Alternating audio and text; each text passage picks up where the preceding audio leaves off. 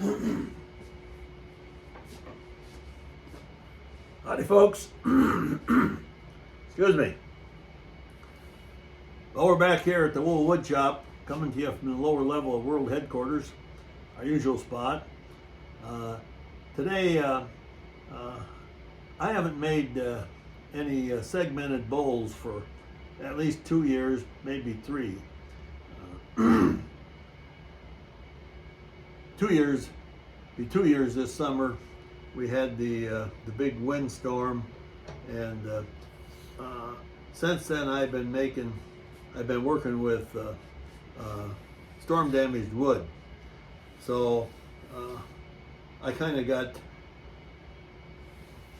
nostalgic about making kind of a segmented bowl again. Nothing special. I ran it by the Board of Control, and they surprisingly they said, well, at least it'll be something that people can see that you're actually doing something that's that requires a little bit of measuring and figuring and and things like that. Whereas the working with natural edge bowls, you don't really need a ruler or anything. You just chuck it on the lathe and start spinning, and what comes out comes out. Sometimes it's kind of good, sometimes it's not. So anyway, segmented bowl always starts with the base, something that's going to be the base, and this will eventually set on the table or a bench or whatever it's on. So what you do is you make a number of segments. These are 8 segments, so they're cut at 22.5 degrees, and you cut them progressively longer so that the diameters get bigger. Now, when you go to put the what you need to do is you need to glue all these.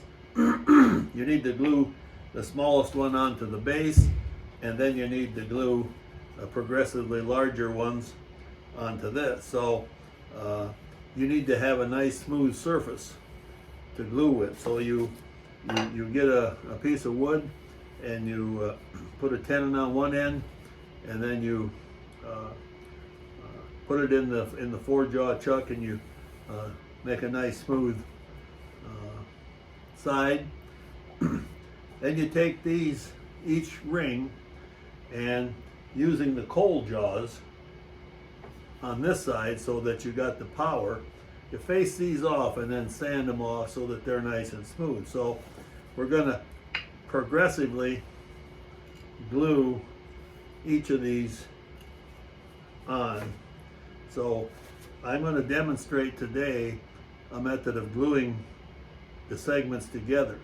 One of the problems with this is it's difficult to get these 2 pieces centered, so it's off one side or off the other. Doesn't have to be perfect, because once you start spinning it, it becomes round eventually. But the next one on here would be this size, and so you want it to be centered in the same way with this, with the base. So I don't know that this was any particular invention of mine. I've likely seen it somewhere. I don't know for sure, but I have a short Morse 2 taper on this side with a 1.25 inch threads, and I can mount the cold jaws over here, and I can mount the 4-jaw chuck here, so that I can put the base in here, and I can mount the rings in here, and then I can use the pressure of the ram to glue them together. So I've put a piece of paper down here because we'll probably get some glue dripping, and I don't want to get it onto the ways of my lathe. So I'm gonna put some glue on here, and it's kind of be kind of critical to well, it's critical that you use enough. If you didn't care how much squeezed out, that'd be one thing, but with this you have to be a little bit careful, because you don't want too much to squeeze out, although we'll leave a piece of newspaper underneath this joint so that whatever squeezes out. So we got our glue on there. That surface has got glue on it. So we're going to mount it in the 4-jaw chuck.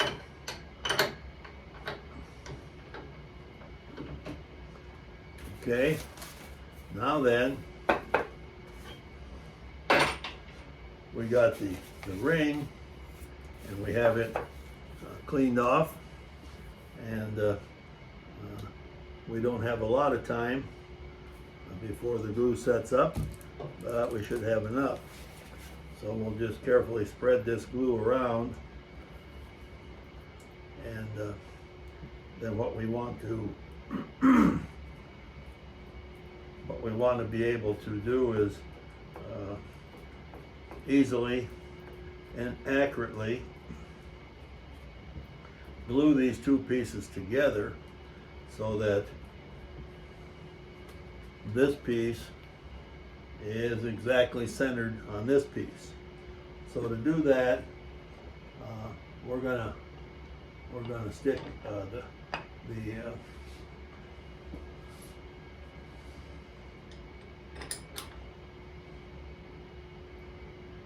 I think that's gonna hold, I hope.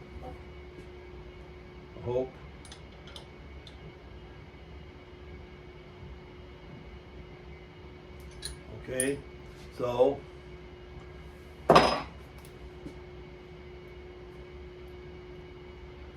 got some fingerprints in there. Well, now, put our newspaper there, bring our two pieces together, and put some pressure on here.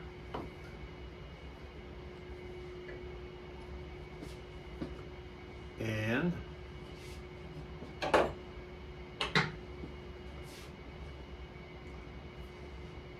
I guess it's not going to turn, was I thinking? I don't know. So now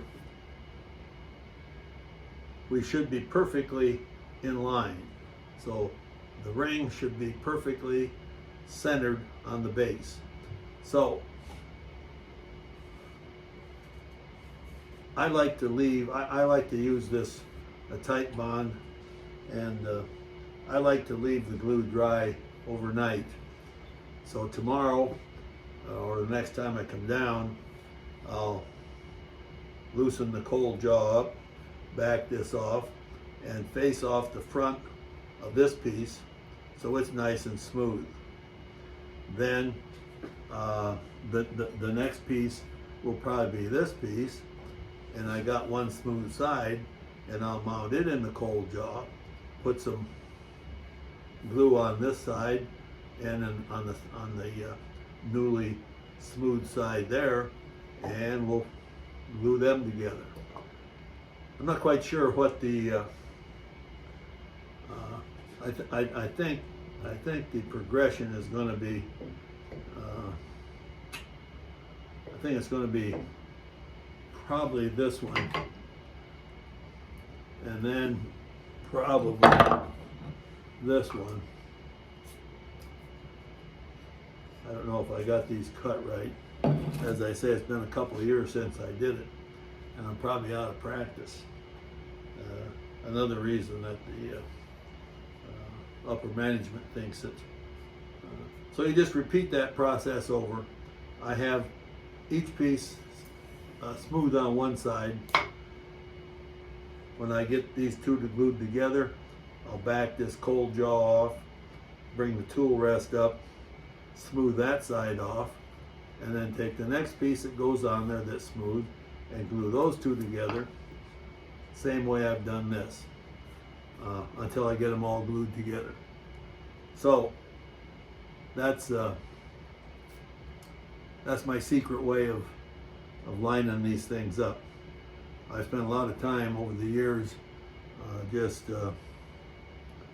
guessing where the center was, and I don't think I ever lost any, but I had some that were really out of or they slipped and were out of round. This way it can't slip. So anyway, thanks a lot for watching. Hope you have a good day. Talk to you later.